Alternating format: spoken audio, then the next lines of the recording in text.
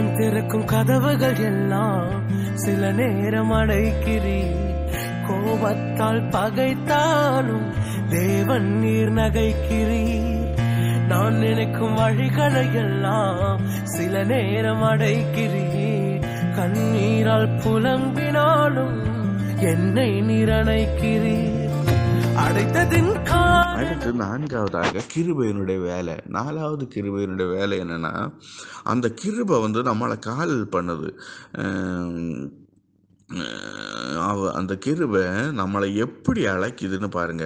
அது நம்ம ஒவ்வொருவரையும் அழைக்குது. அந்த கிருபை நம்ம ஒவ்வொரு மனிதர்களையும் அழைக்குது. அது அந்த கிருபை அழைக்கிறது குறித்து கலாத்தியர் 1:15 1 கொரிந்தியர் 15:9 இதை குறித்து சொல்லி இருக்குது. இந்த கிருபை நம்மளை அநேகர் அழைக்குது. அதாவது என்ன சொல்லலாம் அந்த வசனம், அழைக்கப்பட்டவர்கள் அநேகர், தெரிந்து கொள்ளப்பட்டவர்களும் ஒரு சிலர் அப்படின்னு சொல்லப்பட்டிருக்குது. அப்போ அழைக்கப்பட்டவர்கள் நம்ம ஒவ்வொருவரையும் கிருபையினால தேவன் அழைக்கிறாரு. தெரிந்து கொள்ளப்பட்டவர்கள் சொல்லும்போது இதில் ஒரு சின்ன ப்ராப்ளம் வருது. என்னன்னா, எல்லாரையும் தேவன் அழைக்கிறாரு. கிறிஸ்தவங்களும் அநேகர் இருக்காங்க, அநேகர் உலகமெங்கும் கிறிஸ்தவங்க இருக்காங்க. இவங்க எல்லாரையும் ஆண்டவர் வருகையில் எடுத்துக்கொள்ளுவாரான்னு கேட்டால் அது அவங்களுடைய வாழ்க்கை நிலையை பொறுத்தது. அதை தான் சொல்லுது, தெரிந்து கொள்ளப்பட்டவர்கள் ஒரு சிலர். தெரிந்து கொள்ளப்பட்டவர்னா எப்படி தெரிந்து கொள்ளப்பட்டவர்கள்? எப்படி ஆண்டவர் தெரிந்துக்கிட்டுறாரு? ஒரு மனுஷன் அவர் எப்படி தெரிந்துக்கிட்டாரு? எப்படி தெரிந்து கொள்ளாருன்னு பார்த்தா, உண்மை உள்ள மனுஷனை தெரிந்துக்கிறாரு. By faithfulness. அதாவது நம்மளுடைய உண்மையின் மூலமாக மாத்திரம்தான் நம்மளை ஆண்டவர் என்ன செய்யாரு? தெரிந்து கொள்கிறார். அழைக்கப்பட்டவர்கள் அநேகராக இருந்தாலும் தெரிந்து கொள்ளப்பட்டவர்கள் ஒரு சிலர். அநேகர் இயேசுவை அறிந்திருக்கிறோம், அநேகர் அவரை பின்பற்றுறோம். ஆனாலும் தெரிந்து கொள்ளப்பட்டவர்கள் ஒரு சிலர்னு சொல்லி இந்த இடத்துல சொல்லியிருக்கு. தெரிந்து கொள்ளப்பட்டவர்கள் எப்படி தெரிந்து கொள்ளப்படுவாங்கன்னா, அவர்கள் உண்மை உள்ளவர்கள் தான் தெரிந்து கொள்ளப்படுவாங்க. ஃபெய்த்ஃபுல்னஸ் உள்ள பிள்ளைங்களை தான், ஃபெய்த்ஃபுல்னஸ் உள்ள மக்களை தான், ஃபெய்த்ஃபுல்னஸ் உள்ள ஜனங்களை தான் ஆண்டவர் தெரிந்து கொள்கிறார். உண்மை உள்ளவர்கள். உண்மை உள்ளவர்கள்னா என்ன? அதுதான் இந்த ஒரு தெய்வ ஊழியர் இருந்தார் உலகத்தில், ஜான் வெஸ்லின்னு சொல்லக்கூடிய ஒரு ஊழியர் இருந்தார். அந்த ஜான் வெஸ்லின்னு சொல்லக்கூடிய தேவ ஊழியர் அவர் ஆண்டவரிட ரொம்ப அன்பாக இருந்தார். ஆண்டவர் அப்போ அந்த அன்பின் நிமித்தம் அந்த ஜான் வெஸ்லி அவர்கிட்ட ஆண்டவர், நான் எதை குறித்து கணக்கு கேட்பேன் அப்படின்னு சொல்லி ஆண்டவர் அந்த மனுஷனுக்கு வெளிப்படுத்தினார். ஜான் வெஸ்லிக்கு எதை குறித்து தேவன் கணக்கு கேட்பார்னா, 4 காரியத்தை குறித்து கணக்கு கேட்பேன்னு சொல்லி தேவ ஊழியர் மனுஷனுக்கு ஆண்டவர் சொல்லியிருக்காரு. 1 நேரம், இன்னொன்று பணம், 3வது தேவனுடைய வார்த்தை, 4வது நம்முடைய உடல். இந்த 4 விஷயத்தில் தேவன் கணக்கு கேட்பேன் அப்படின்னு சொல்லியிருக்காரு. இந்த 4 விஷயத்தில் கணக்கு கேட்டால் யோசிச்சு பாருங்கள், ஒரு ஆளாவது எஸ்கேப் ஆக முடியுமான்னு. டைம், நேரம்னா ஒவ்வொரு நொடியும் ஒவ்வொரு செகண்டும் அது அவ்வளோ தூரம் வேல்யூபிள். நம்ம அந்த டைமை, தேவன் தந்த டைமை நம்ம எப்படி யூஸ் பண்ணுறோம்?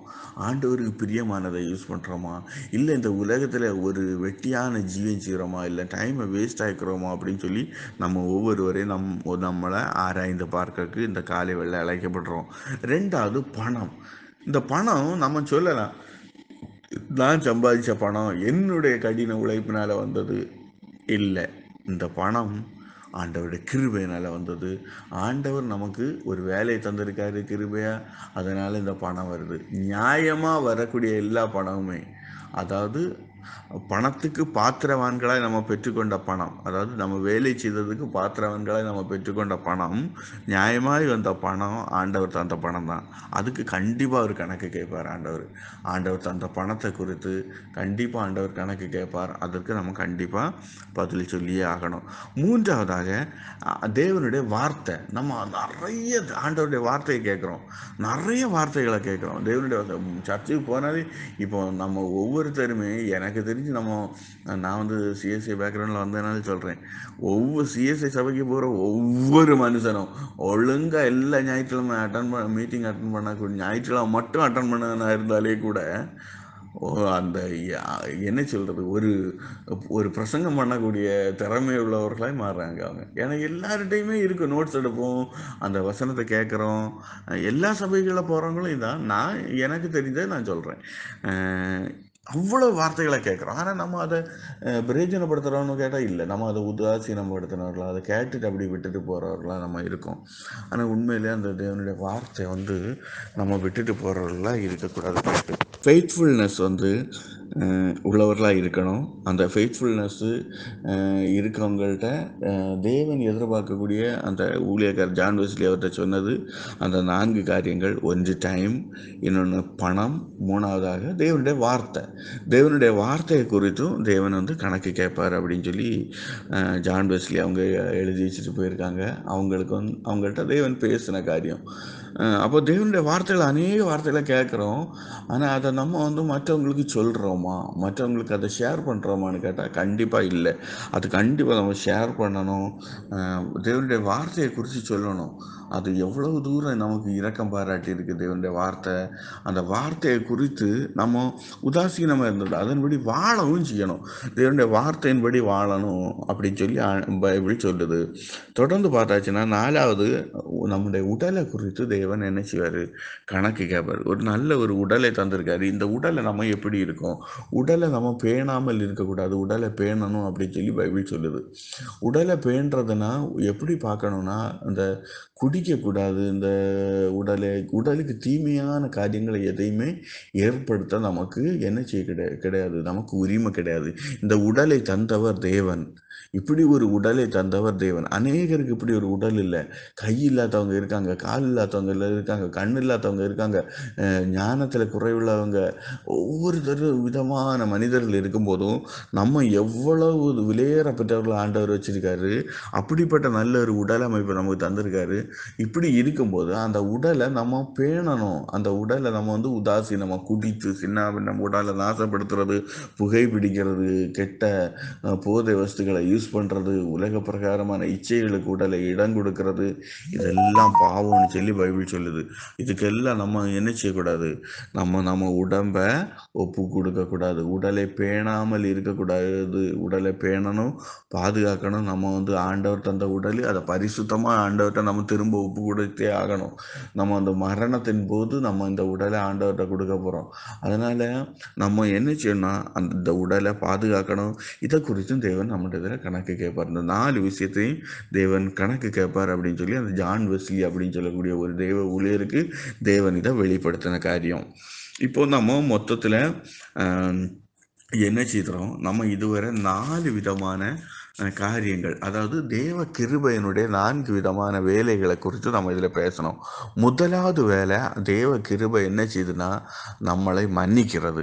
2வது, தேவ கிருபை என்ன செய்யுதுன்னா நமக்கு பரிந்து பேசுறது. ஆனால் நமக்கு பரிந்து பேசினாலும் அதுக்கு ஒரு என்ன இருக்குது, ஒரு எல்கை இருக்கிறது. அடுத்து பார்த்தோன்னா 3வது நம்ம பேசணும், தேவ கிருபை அது ஒரு அறிவை தருது, சம்பூர்ணமான ஞானத்தை தருதுன்னு பார்க்குறோம். அடுத்து 4வதாக தேவ கிருபை நம்மளை கால் பண்ணுது, நம்மளை அழைக்கிறது அப்படின்னு சொல்லி பார்க்குறோம். அழைக்கிறது அப்படின்னு சொல்லி பார்த்தா எப்படி அழைக்கிறதுனா, எல்லாரையும் அழைக்கிறது, கால்ட மெனி, எல்லாரையும் அழைக்கிறது. தேவ கிருபை எல்லாரையும் அழைக்கிறது. அழைக்கப்பட்டவர்கள் அநேகர்னு சொல்லுது அந்த வசனம். அழைக்கப்பட்டவர்கள் அநேகர், தெரிந்து கொள்ளப்பட்டவர்களோ ஒரு சிலர் அப்படின்னு சொல்லி இந்த இடத்துல சொல்லப்பட்டிருக்கு. அப்போ அந்த தெரிந்து கொள்ளப்படுகிறது எப்படின்னு பார்த்தா, உண்மையுள்ள மனிதர்களை தேவன் தெரிந்து கொள்கிறார் அப்படின்னு சொல்லி பார்க்குறோம். இந்த உண்மையுள்ள மனிதர்களாய் நம்ம மாறணும்னா 4 காரியங்களில் நம்ம என்ன செய்யணும், உண்மையுள்ளவங்களாக இருக்கணும். 4 காரியங்கள் தேவன் நம்மள்கிட்ட கணக்கு கேட்க போகிறாரு. 1 நேரம், இன்னொன்று பணம், இன்னொன்று தேவனுடைய வார்த்தை, 4வது நம்முடைய உடல். இதை குறித்து தேவன் கணக்கு கேட்பார். உண்மையுள்ள மக்கள் மட்டும்தான் வரிக்கு ஆயத்தமாக முடியும். உண்மையுள்ளவங்களை மட்டும்தான் தேவன் என்ன செய்ய தெரிந்து கொள்கிறார். தேவன் தெரிந்து கொள்கிறவங்க மட்டும்தான் பரலோக ராஜ்யத்தில் பிரவேசிக்க முடியும். அதில் எந்த மாற்றம். அதனால் இந்த வசனங்களை குறித்து நம்ம உணர்வுள்ளவங்களாக இருப்போம். தேவ கிருபை என்றும் உள்ளது, தேவனுடைய கிருபை என்றும் உள்ளது. ஆனாலும் அந்த நம்முடைய பாவங்கள் பரிபூர்ணப்படும் போது, பாவங்கள் ஃபுல்ஃபில் ஆகும்போது, நம்முடைய பாவங்களுக்கு தேவன் ஒரு வரைமுறை வச்சிருக்காரு. அந்த வரைமுறை தாண்டி பாவம் செய்யும்போது போது ஆண்டவர் என்ன செய்கிறாரு, நம்மளை கண்டம் பண்ணுறாரு. அதை தான் அந்த ரோமரில் நம்ம தெளிவாக பார்த்தோம். ரோமர் 1:24, 26, 28 இந்த 3 வசனத்துலையும் எப்படி தேவன் நம்மளை இதுக்கு ஒப்பு கொடுக்குறார் அப்படின்னு சொல்லி அதில் சொல்லப்பட்டிருக்கு. சரியா? உண்மையிலேயே இந்த 2020 நம்முடைய வாழ்க்கையில் வந்து போன எல்லா விதமான பாவங்களையும் மன்னிக்க தேவன் வல்லவராக இருக்கா. ஆனால் ஆண்டவர் எதிர்பார்க்கறது ஒன்று தான். ஆண்டவர் சொல்கிறாரு, நீ எல்லாத்தையும் என்னிடத்தில் அறிக்கையிடு, எல்லா பாவங்களையும் நீ மறைக்காதபடி என்னிடத்தில் அறிக்கையிடு, அறிக்கை செய்யதோடு நின்று விடாதபடி நீ அதை விட்டு விடுன்னு சொல்லி இந்த காலை வேளை நம்ம ஒவ்வொருவரையும் பார்த்து சொல்லுவார். நம்ம அறிக்கை செய்து அதை விட்டு விடும்போது உண்மையிலே தேவன் இந்த 2021 வருஷத்தை உண்மையிலே தேவன் ஆசீர்வதிக்கிற தேவனாக இருக்கிறார். அதில் எந்த விதமான சந்தேகம் இல்லை. நம்ம இது ஒரு பழைய வருட மெசேஜாக தான் நம்ம இதை பார்க்க முடியும். நான் நியூ இயரில் ஆண்டவருக்கு சுத்தமான வருகின்ற நாட்களில் தேவன் எனக்கு ஜீவன் சுகம் பலன் தந்து தருவார். ஆனால் புது வருடத்தில் உள்ள வசனங்களை நம்ம பார்ப்போம். ஆண்டவர் நம்ம ஒவ்வொருவரையும் ஆசீர்வதிப்பாராக. ஆமீன். நன்றி நன்றி நன்றி. நான் கற்றுக்கொண்டே வேண்டுவதை பார்க்கலும் அதிகமாய் பெற்றுக்கொண்டே அடுத்ததின் காரணம் இன்று நான் கற்றுக்கொண்டே வேண்டுவதை பார்க்கலும் அதிகமாய் பெற்றுக்கொண்டே சின்ன சின்ன ஆசைகள் பார்க்கிறேன் ஏக்கங்கள்